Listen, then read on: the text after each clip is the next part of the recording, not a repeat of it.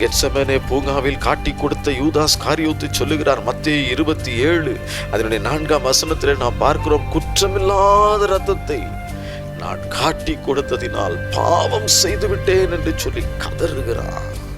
குற்றமில்லாத இரத்தத்தை நான் காட்டி கொடுத்ததினால் நான் பாவம் செய்து விட்டேன் என்று சொல்லி யூதாஸ் கதறுகிறதை நாம் பார்க்கிறோம்.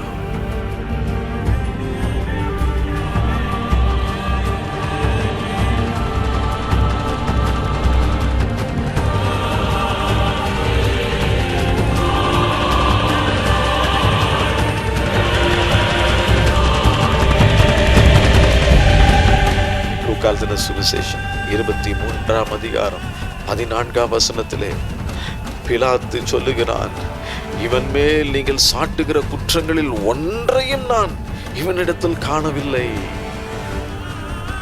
அந்த மக்கள் இயேசுவை குறித்து அநேக காரியங்களை குற்றமாய் சொல்லுகிறார்கள். ஆனால் பிலாத்து சொல்லுகிறான், நீங்கள் சாட்டுகிற குற்றங்களில் ஒன்று கூட இவன் மேல் இல்லை என்று சொல்லி குற்றமற்றவர் இயேசு என்பதை பிலாத்து ஒத்துக்கொள்ளுகிறான், அறிக்கையிடுகிறான்.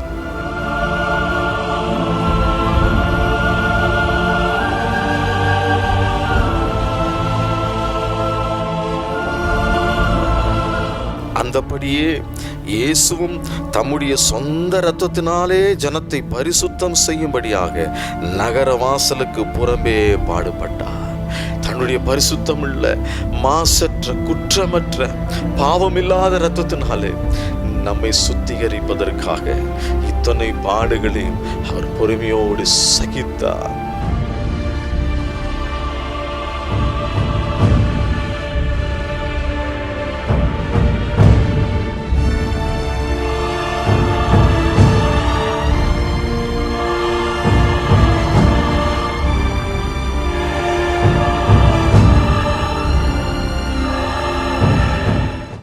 இன்றைய நம்முடைய தியானத்திற்கென்று தேர்ந்தெடுக்கப்பட்ட வேத வசனம் ஏசாயா தீர்க்கதரிசிகளின் புஸ்தகம் அதனுடைய 53ஆம் அதிகாரம் 5ஆம் வசனம். நம்முடைய மீறுதல்களின் நிமித்தம் அவர் காயப்பட்டு, நம்முடைய அக்கிரமங்களின் நிமித்தம் அவர் நொறுக்கப்பட்டார். நமக்கு சமாதானத்தை உண்டாக்கும் ஆக்கினே அவர் மேல் வந்தது, அவருடைய தழும்புகளால் குணமாகிறோம். நமக்கு சமாதானத்தை உண்டாக்கும் ஆக்கினை அவர் மேல் வந்தது.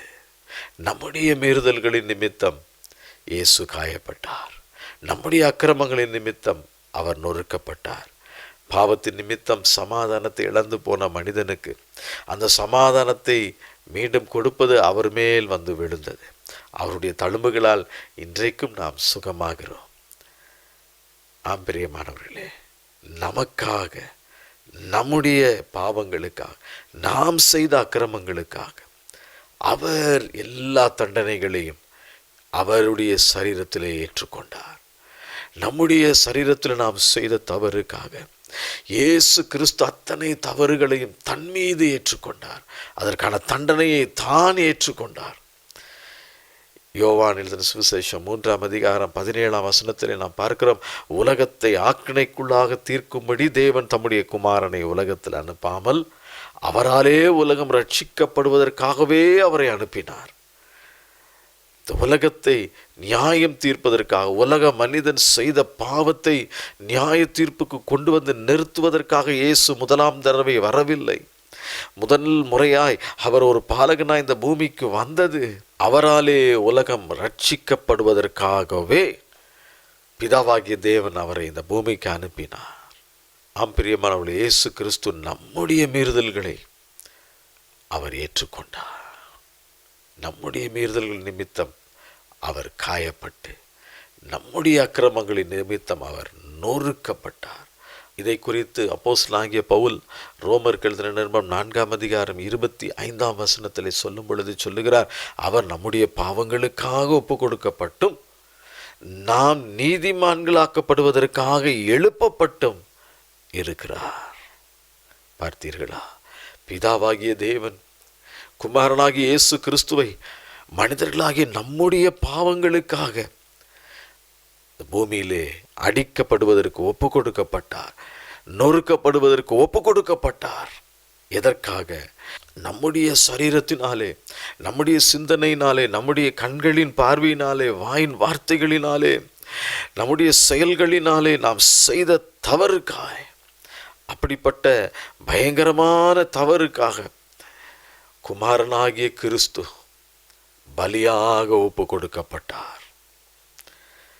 அது மட்டுமல்ல, நாம் நீதிமான்களாக்கப்படுவதற்காக அவர் மறுபடியும் எழுப்பப்பட்டும் இருக்கிறார். இதுதான் மிக மிக முக்கியமான காரியம்.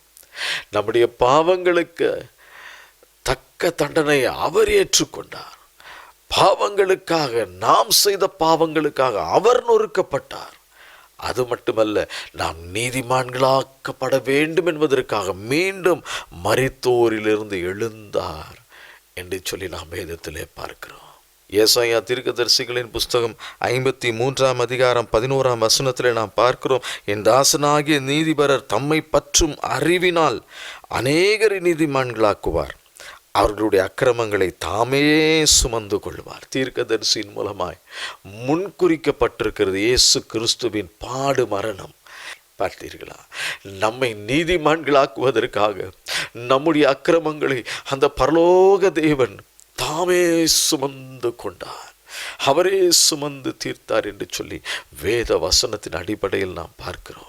இதை குறித்து யோவான் ஸ்நானகன் சொல்லும் பொழுது சொல்லுகிறார், யோவான் 1:29, இதோ உலகத்தின் பாவத்தை சுமந்து தீர்க்கிற தேவ ஆட்டுக்குட்டி என்று சொல்லி ஆண்டவராகிய இயேசு கிறிஸ்துவை குறித்து யோவான் ஸ்நானகன் சொல்லுகிறார். நாம் நீதிமான்களாக்கப்படுவதற்காக நாம் செய்த பாவங்களை, அக்கிரமங்களை அவர் ஏற்றுக்கொண்டார். நமக்காக அவர் நொறுக்கப்பட்டார். பாவத்தின் தண்டனையை அவர் ஏற்றுக்கொண்டார். ஆண்டவராகிய இயேசு கிறிஸ்து ஏன் இப்படி பாடுபட வேண்டும்? ஏன் நம்முடைய பாடுகளை ஏற்றுக்கொள்ள வேண்டும்? நமக்காக ஏன் அவர் நொறுக்கப்பட வேண்டும்? நம்மை ஏன் நீதிமான்களாக்கப்பட வேண்டும்? லூக்கா எழுதின சுவிசேஷம் 19 அதிகாரம் 10 வசனத்திலே நாம் பார்க்கிறோம், இழந்து போனதை தேடவும் ரட்சிக்கவுமே மனுஷகுமாரன் இந்த பூமிக்கு இறங்கி வந்தார். இழந்து போனதை தேடவும் ரட்சிக்கவும் மனுஷகுமாரன் இந்த பூமிக்கு மனிதனாய் இறங்கி வந்தார். ஆம்பிரியமானவர்களே, மனிதனோடு இருக்க வேண்டும் என்பதுதான் தேவாதி தேவனுடைய திட்டம், அவருடைய விருப்பம். மனிதனோடு ஒன்றாய் இருக்க வேண்டும், அவனோடு ஐக்கியமாய் இருக்க வேண்டும் என்பது. ஆனால் அவன் தேவனுடைய திட்டத்தை மீறும் பொழுது அந்த பரிசுத்தமுள்ள தேவனை அவனால் கிட்டி சேர முடியாத நிலை உருவாக்கப்படுகிறது. மனிதனுக்குள் பாவம் இருக்கும் பொழுது, அவன் பாவத்தை துணிகரமாய் செய்யும் பொழுது, அவனுடைய வாழ்க்கையிலே பாவத்தின் பிடியில் அவன் இருக்கும் பொழுது, பரிசுத்தமுள்ள தேவனால் அவனோடு ஐக்கியமாய் இருக்க முடியாது. ஆகவே மனிதன் இழந்து போன ஒரு காரியம், தேவாதி தேவனுடைய உன்னதமான மெய்யான அன்பு, மாய்மாலம் இல்லாத ஒரு அன்பு, உண்மையான நேர்மையான அன்பு, என்றைக்கு மாறாத அன்பு. பாவத்தின் நிமித்தம் மனிதன் அந்த அன்பை இழந்து போகிறான்.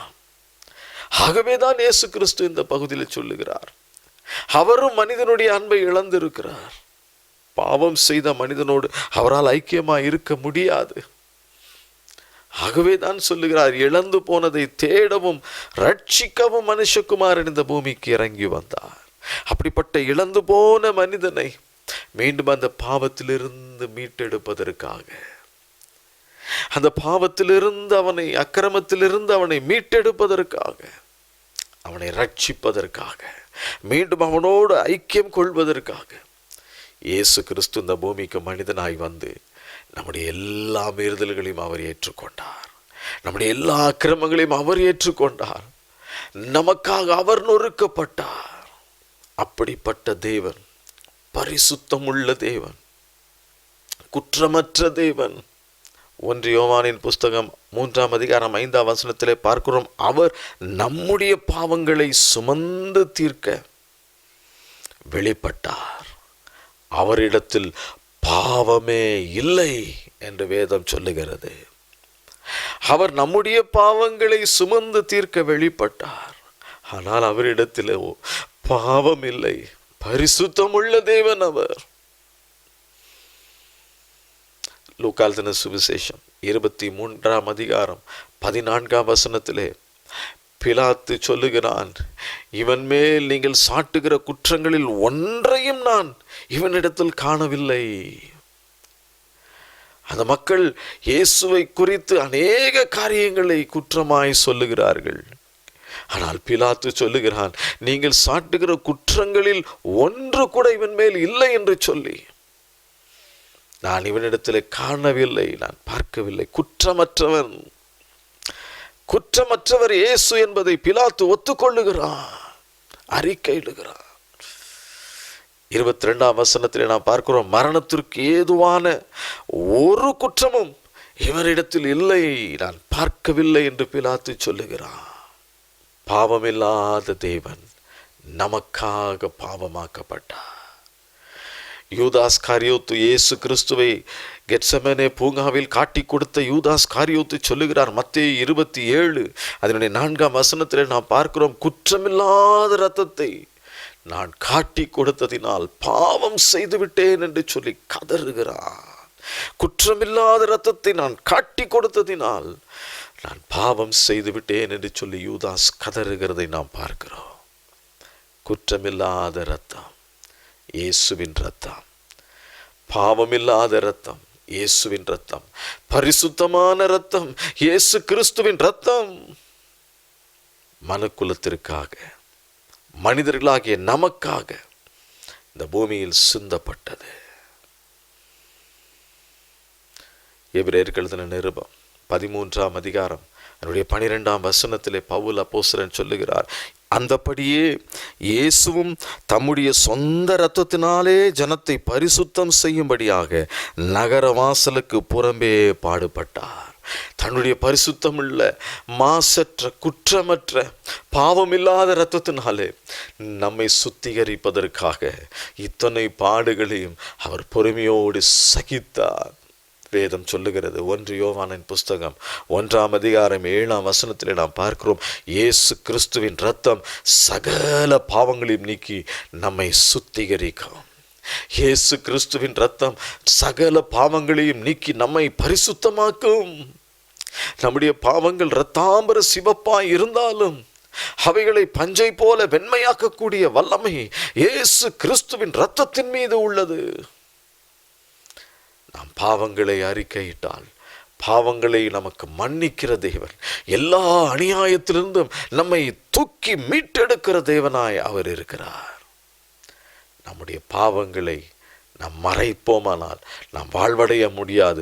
ஆனால் அவைகளை அறிக்கை செய்து இயேசு கிறிஸ்துவிடம் நம்முடைய பாவங்களை அறிக்கை செய்து விட்டுவிடுகிற எவனும் அவரிடத்திலிருந்து இரக்கங்களை பெற்றுக்கொள்ளுகிறார்.